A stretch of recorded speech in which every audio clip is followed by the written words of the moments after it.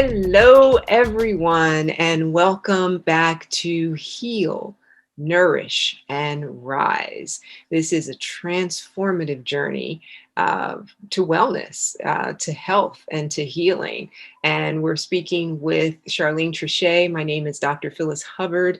I am a body whisperer and a radiant health advocate. And I am just absolutely thrilled to be having these conversations. We are just getting started, but we talked about healing, and that journey was rough, right? We talked about what it takes to nourish oneself. But the rise is where I'm really passionate, because the rise is about how do we rise in consciousness? How do we rise up and step into the power of who we are, right? How do we take what has been given to us and make something of that thing, right? And so you've made it to the other side. How much weight have you lost? I've lost over 50 pounds. 50 pounds. Yeah. And I would say for my total journey, it's been, let me see, 76 pounds. 76 pounds. Wow. 76 Mhm. pounds. That's a whole little person, right? It is. It is 76 pounds. That's a lot. That's a lot. So you've now made it to the other side. You've had the caterpillar journey, and you've gone into the cocoon, and you nourished yourself, and you've now emerged as this butterfly, right? And the butterfly comes out and it rises, right? Yeah. So now that you've made it to this other side, what is your view on things when you look back? How Wow. what, I don't, where do you even start with just trying to metabolize what And that's about, right? yeah, it is, it's interesting because the first, what I'm dealing with now, and I realize it's going to be until I am totally free spiritually. So I totally absorb my true person and Hmm. become her. I will deal with this thing called trauma, Yeah. because when it enters in, it arrests you at different states in your life. And then factor in when I got angry, let me tell you what I felt. And I, again, here I go with, oh my God, that's a lie. I promise you, I woke up every generational person of anger inside of me, killers and everything. I did. Yeah. I said, oh, and now factor in, my heart is to love. My heart is to heal people. That's who God created me to be. Now I'm dealing with the murderer because I was raped by a murderer. Okay. So again, I'm an empathetic person. Empathetic people are pure-hearted people. They call us maybe simple people most of the time. Though we're not stupid, we just look at life real simple, like a 1 + 1 = 1. You know, instead of going making up, like instead of digging the hole, why don't we just let the flower grow in the pot for a while? Just stuff like that, just simple stuff. And then when we have encounters, that's we get wise you know so for me it was just going through the trauma, and recognizing what it was, and then spiritually digging deep within who I had to connect with myself and God. And that's the filler right there. When you talk about addiction is not about what people think it's about. It's really about you haven't accepted yourself. That's what it's about. You don't know who you are. You haven't filled yourself with yourself and something greater than yourself together. Right. See? So you have to fill That's when you yourself with become a something else. You fill yourself with drugs, you fill yes. yourself with alcohol, sex, That's right. gambling, whatever, Fillers. alcoholism, any of that. It's just because you don't want to do the work of looking at the self, right? And in order for Yes. something to rise, right, you got to drop the weight. Yes. You got to drop the That's weight, right. right? And so that's That's the thing. right. You That's right. heal, you take into the self, right? You nourish, again, Mm-hmm. you're nourishing Nerves. yourself, but in it to rise, you've got to become lighter, right? You got to become lighter. So Right. let's talk about those And lighter things. What are the mm-hmm. things we know about? Some of the things that what did you really have to drop? You know, you dropped weight, right? You dropped weight. Right. What other heavy things did you drop to help you rise?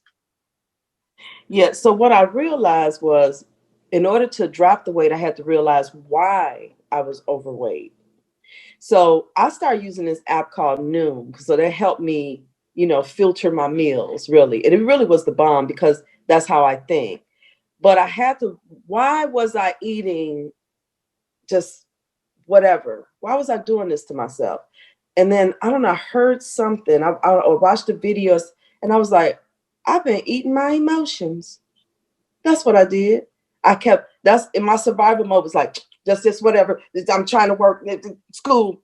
Everything was about stuffing, because I didn't know who I was. So now I was like, okay, well, that's a layer I could peel off. I realized that what was causing this pain was I was eating other people's food, meaning their sickness, how they felt about themselves.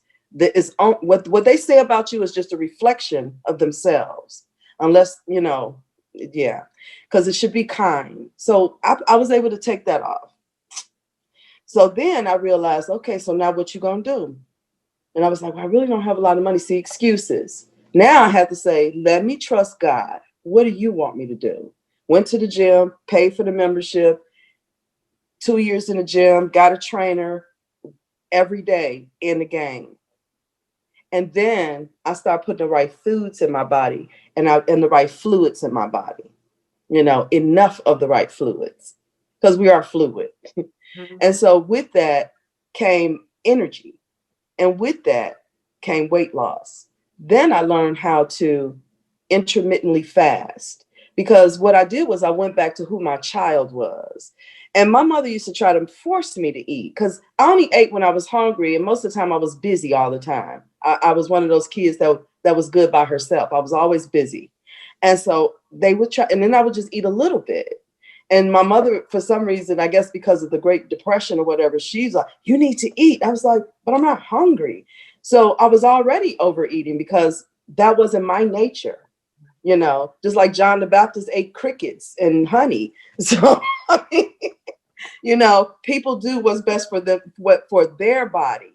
And that's what I really want people to realize. Everything is individual, what your body needs, what it doesn't need, how it reacts, and it's all part of everything. Your behavior is because of who you are, how you were made. And you learn that when you get cancer. That's when I learned I was an individual when I got cancer. Your cancer is your cancer. It's different than anybody else's because Well, it's I'll you. pause there. So, I want to pause there really quick because I want to correct that word because I'm a teacher and I can't help myself. I don't allow people to say your cancer because then you identify with the cancer. So the cancer that yeah. manifests in your body is a specific Mhm. experience that is connected to you, but it is not Right. identity. Yours. Not identity. Right. I am Phyllis. I am not COPD or Cancer. anything else that has Right. happened to me. So I just want to pause and throw that in Thank you. there Thank you. because yeah, because Yeah. it's important. It's important for us to know because I work very hard Right. to shake people out of that identity. You don't lose your Yeah. value because something happened Mhm. to you, right? Something Right. happens to you, and that visitor, Rumi has a beautiful poem called The Guest House about visitors coming in and Mhm. taking y'all all your stuff, right? Right. Yes. The visitor comes in, it teaches you a lesson, right? And then Yes. it's up to you to Oh, kick that visitor out, right? Right. It's up to you to. that's true. That's So true. I just wanted to pause in and interject there because Yeah. that's how I work with my clients actually is, if I hear you say something, I'm like, Yeah. Yeah. let's recorrect. So And that's good. proceed, my darling. Yeah. But to let you know, that's how the community speaks to you. Sure. That's exactly what they told me. Yeah. Yeah. But you're right, Yeah. because that's something that came from a spirit. That wasn't never part of me, you know. That came from anger. It came from whatever. But you're right. It was an experience. One of my cancer buddies told me that. She said, Charlene, I don't identify with cancer like that. She said, I look at it as an experience I had and it's over. And I said, Woo! that's real good. That's beautiful. That's a way to rise. That's Mhm. another piece of dead weight. So we're talking about dead weight. So what other Right. things did you have to drop so that you could rise? Yeah. I had to drop the idea that of all the stuff that I've been taught throughout my life, I realized that pretty much everything was a lie. So I had to wake up to that truth. And that was hard because it's like, well, then what is the truth? And so I realized the truth was me. I mean, you know what I'm saying? You're the truth and I'm the truth because I know my life experience. Every this is what when we go to college, we read books about who? Other people's lives. Mhm. That's all we're doing is studying other people's lives. They're the textbook. And they just had the idea, the courage to put their whole selves on paper so that you can study how they function, right? Right. So this has been the process of me studying how I function. And so the rise happened spiritually. It happened in my soul and my spirit. Everything woke up because now I'm looking at the truth. And so that helped me start to dissect different things. And whatever came out of that, I said, that doesn't belong to me. And Mm, I and then I heard this beautiful song by this artist, I think it's Andy Mino or Mino. He's a Christian rapper. And he said, if they don't like you, that's their problem. If you let it bother you, it becomes your problem. And he said, I got enough problems. And I said, that was so powerful to me. And it was so simple. I yeah. was like, Yeah. yeah, what they think about me and say about me, that ain't none of my business. And that's the name of the song, None of Your Business, something like that. But it really is not my business what people think of me, how they perceive me. Because how about this? Come and get to know me. Ask me a question. Right. One of the most powerful things that happened to me recently was one of my good friends I've known for over 30 years. She said, Charlene, why do you do that? I said, do what? She said, you'll say something, you'll have a thought, and then you'll sit and you'll detail it out, and then you'll go back to the thought, and then you'll detail it out another way. I said, oh. I said, well, I am a visual person, so I have to come outside and look at it. I said, but what it's called is thinking out loud. Most people do it inside, but visually, I have to let it out so I can follow the path of the pictures. And so she was like, oh, I said, but thank you for asking me. Because she was like, I don't want to make you feel bad. I said, that don't make me feel bad. I said, because you're asking me about who I am and Yeah. why I function the way I do. And I found that was another rise because I realized that I I just told her I thank you and I owned my worth because Yes. I even Yes. I And you expressed didn't myself change. without fear. Right. And you didn't change who you were in order to fit into her idea of who you ought to be. You simply Right. asserted who you were with love. And this is a really important part of the our ability to rise in Mm-hmm. consciousness, right? We have to be unapologetically who we are. We do need to take correction from time to time, like I Yeah. corrected you earlier, Mm-hmm. but the correction will never be to change who you are. The Right. correction will Or hurt. or hurt who you are. The correction will always be to peel back anything that keeps you Yeah. from being who you are. So that's why when you Yeah. said your cancer, I was like, no, it's not yours because that's Yeah. not who Thank you. you are, right? But that's Right. the part of, And yeah, go ahead. Hmm. and the word me bringing it back to the present. Yes, It's like my cancer. It's I don't even have cancer. exactly, exactly. It's gone. It's So in the past. it's so robotic in the community. I think that's what it's a program. We were programmed like that. Right. That's sad. Thank you for waking me up with that Yeah. because that's something else that I peeled off today. Woo. Look, It never ends. It never ends. We continue to grow. We continue to heal. The heal, nourish, Yeah, rise. I've put them in separate categories, but they're interchangeable. It's happening all they the are. time. Sometimes you're healing, sometimes you're nourishing, sometimes you're doing all three at the same time. You Same know, time. sometimes you forget and you have to hit the reset button. This is a part of the healing process, and this is why people Right. that are on this journey, it's not just about the fact that there is something in your body, right, that has been called cancer, right? And that thing, you go to the doctor and the doctor cuts it out.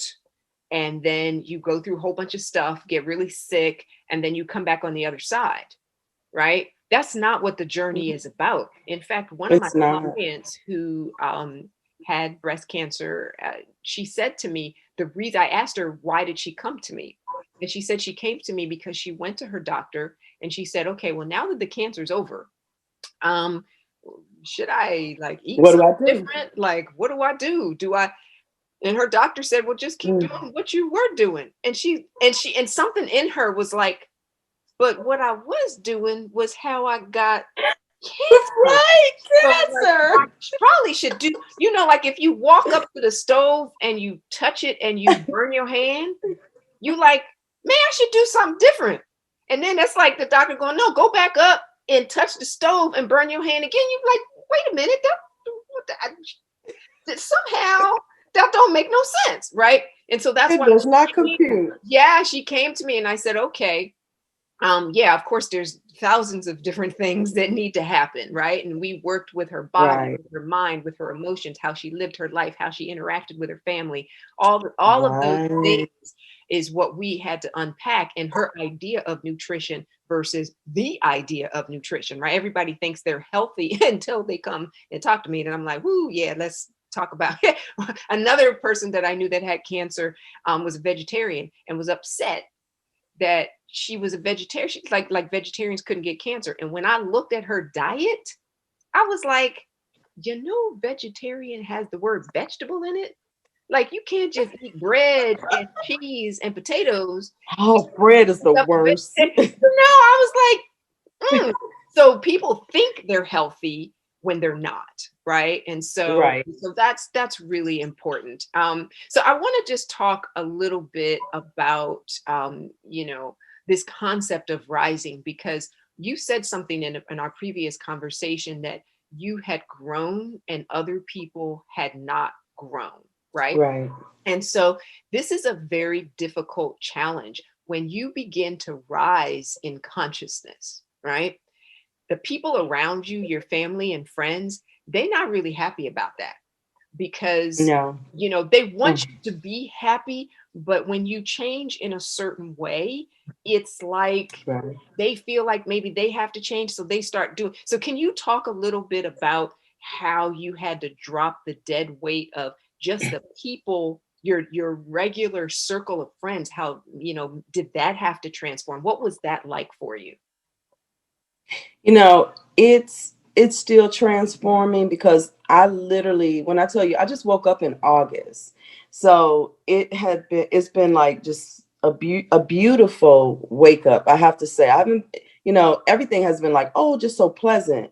But even in the difficulties, it's waking me up to a different level of consciousness. And so, I woke up to realize that most of my friends or the people that were around me were just there for comfort, that they didn't even know who I was.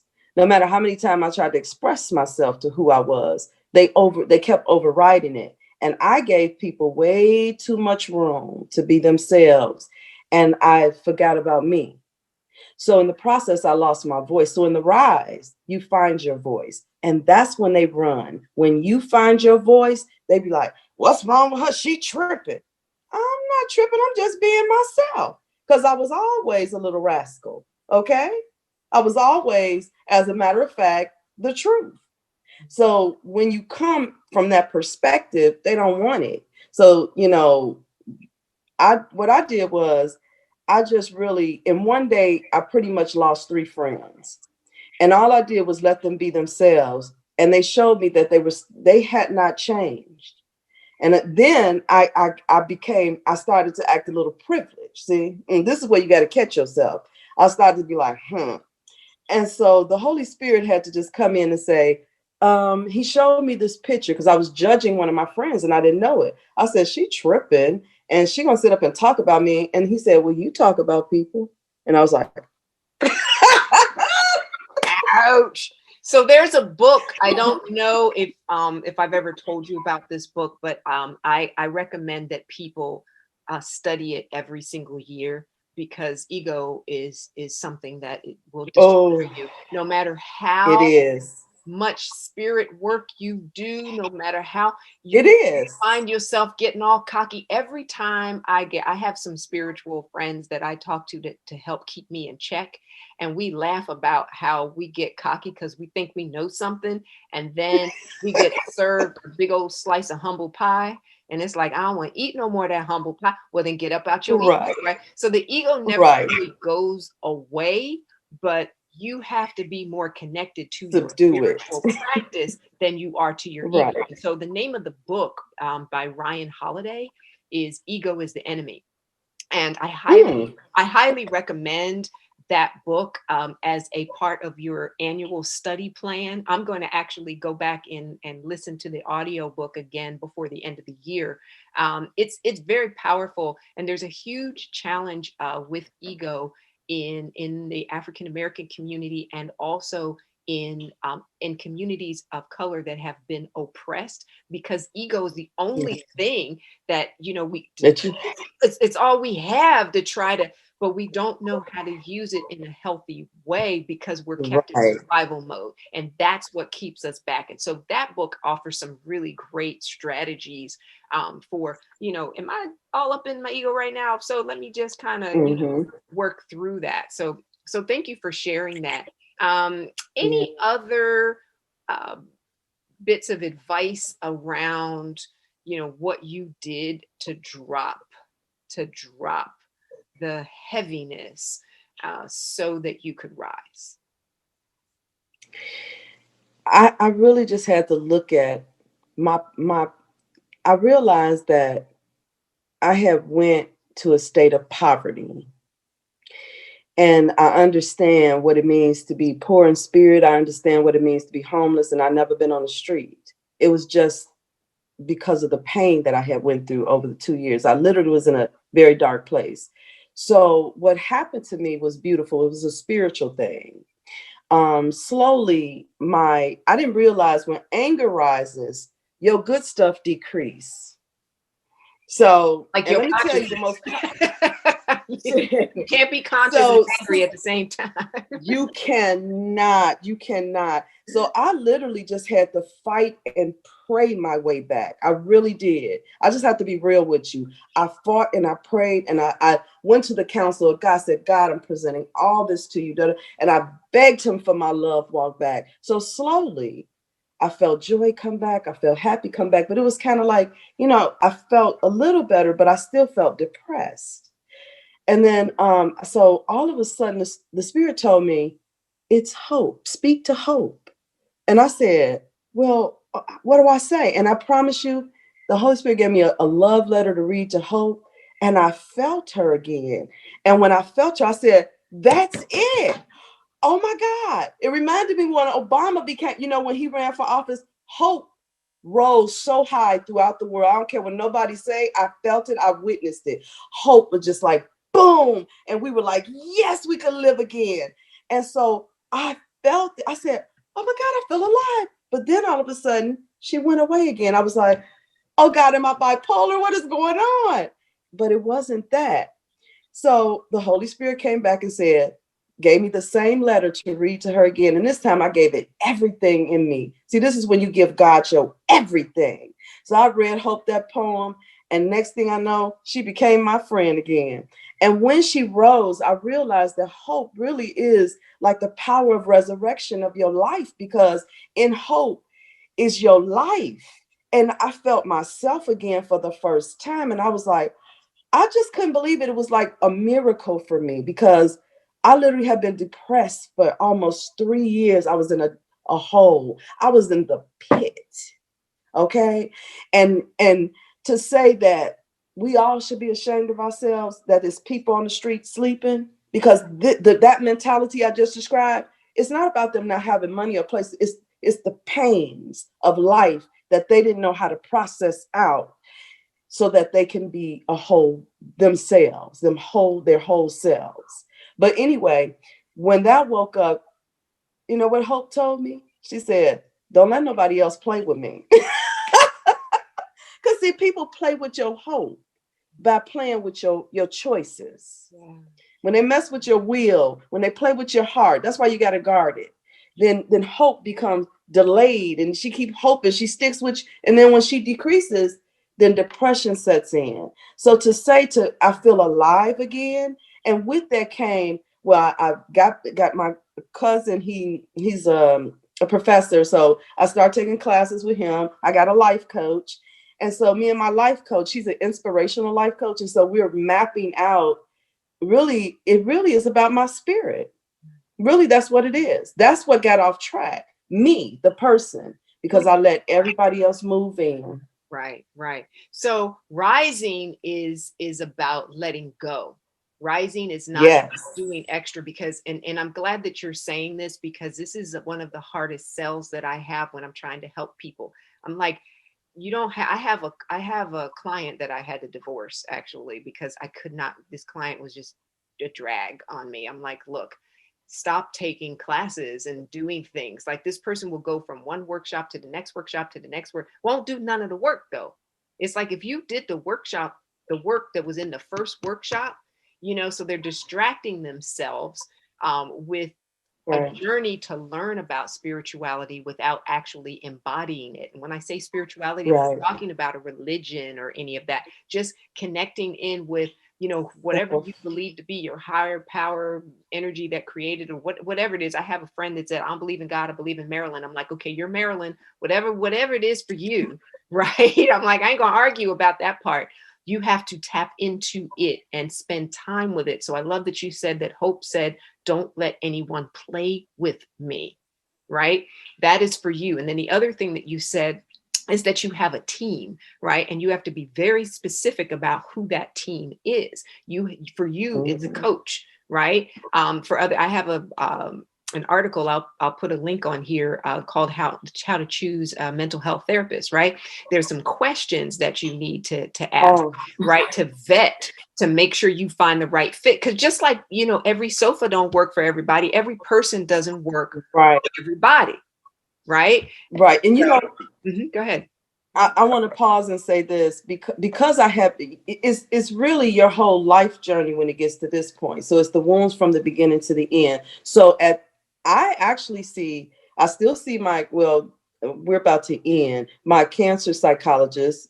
After the rape, I got a rape therapist, and now I have a life coach. And it's like, and it's like, I needed all of this to break up all of the rocky foundations that had gathered within me and my internal parts. And it, like I told one of my friends, I said, how I learned about the spirit?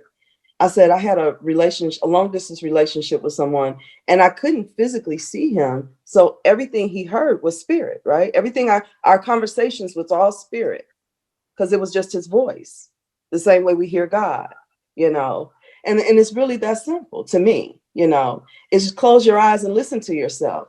You can't see nothing, but you can hear. Right. And it's that simple. Right. Just try it. Right. Because I'm telling you, it's freeing. It's so freeing. Yes, it is. And that is so amazing. So I think we're going to end on this because it's so powerful that all is in letting go, in releasing. Right? Yes, it is. We'll get into more detail in subsequent conversations, but I want to thank you again for sharing, and I'm so excited. The last thing that I want to ask you about in terms of rising before we close out is I had some conversations with you about stepping into your power and stepping into your voice. And of course, back then you were like, I ain't got no what you're talking about. Like it just, I believe I could see into the future. I could see this day that we're having right Mhm. now. Yeah. The people that don't know you don't know what a miracle it is that you and I are having this conversation, because getting you to speak in this way is a miracle, and I'm witnessing it. So Yeah. that's a beautiful thing. But there was a time period, and I just wanted you to briefly speak to this, because I think it was probably cathartic for you, where you finally started to get into your voice, and you started what I believe you called Charlie's Voyages. They were videos that you were doing. So can you just speak a little bit about that? Because I want people to see an idea of when you start to rise, you'll get an impulse to share. And that's the proper way to share. The proper way to help other people is not when you're in need of help yourself. I have a mantra that I say, give from your excess and not from your essence, right? But now that you have filled yourself up to the point where you're in overflow, then comes Charlie's Voyages. So could you please talk a little bit about that? Yeah, so my family, they were like, you have such a powerful story, and so many members of the medical community was like, you really should tell your story because it really could change some things. And I was like, yeah, okay, because again, when they say that, I'd be like, I know how y'all are, because I'm just that little old black girl. You ain't gonna do nothing. So I just dismissed it. And then one day I said, you know what? It's too many words in me, so I need to get it out. And at the time, because all the trauma, my brain didn't properly work right. So I'm still recovering from that, from the surgeries and trauma and all that. It does something to your brain. We'll talk about that another time. But um, so what I did was I started these YouTube videos, and it's called Charlie's Voyages, where I talk about my cancer journey. I talk about the a tram flap surgery. I talk about when I was first diagnosed, how I felt, how I was like fear of, like, I felt like it was a dark angel on one side and an angel of light on the other side saying, you're going to live, not die. And others like, you're going to die. It was crazy. So, so I really talk about, my real journey. And I even have an interview with my son so he could tell how, from a child's perspective, how a child perceives, all that's happening around them, and in what he did in order to help himself. So I put some good information, and then I stopped because I had to start healing. But we'll be back soon. Absolutely. Absolutely. Oh, I'm so proud of you. I really am. If I haven't said it, directly, I just want to say it now, because as my grandmother used to always say, give me my flowers while I'm alive, and Yes. so I want to give you those flowers and say that I just believe Thank you. your story is going to help so many people. So thank you again, um, for just sharing how you heal, how you nourish, and how you have risen, and you have only begun to rise. Your hot air balloon is just starting to lift off. So it's very exciting to Yes. see where this journey is going to take you. We will have other conversations, but I want to stop now and just invite us to do just a short little exercise. And I think this Okay. exercise is important. I'm not sure if I taught you before, but it's loose fist pounding or body tapping, right? And we're Oh, only going to yes. work on our shoulders because that's all that people can see. So we're going to make either a loose fist or an open palm, right? And we're just going to pound the shoulders a little bit. We're going to get some energy into the shoulder. So you're breathing slowly and deeply in and out. Just go all around the shoulder, right? You do this all over the body, but just for the sake of time, we're just do a little bit on one side. And then let's go to the other side. The rest of the body's like, hey, what about me? Right. We're jealous. Alice, we'll get to that after the taping, but we'll just breathe slowly and deeply and just get a little bit of energy into the shoulders. And then That feels good too. it does feel good, right? Lift the arms up as you breathe in. And as we exhale, we're going to ease our way over. Yes. And then breathe in, reach up. opening up the space between the vertebrae and the spine, and then just exhale, ease your way over to the other side. Yeah. Breathe in, reach up. And then exhale, lower down. This is how we heal. Right? This is It how is. we nourish. This, honey, that was everything. and that was just a little something. That was just a little something. That was a little Imagine you do the whole body. So, Yes. I encourage you to continue to actively engage in your own self-care. And those of you who are listening to do so, know that your journey is ever evolving. You're continually healing, nourishing, and rising. Thank you so much again for tuning in. Be well and be radiant. Be radiant.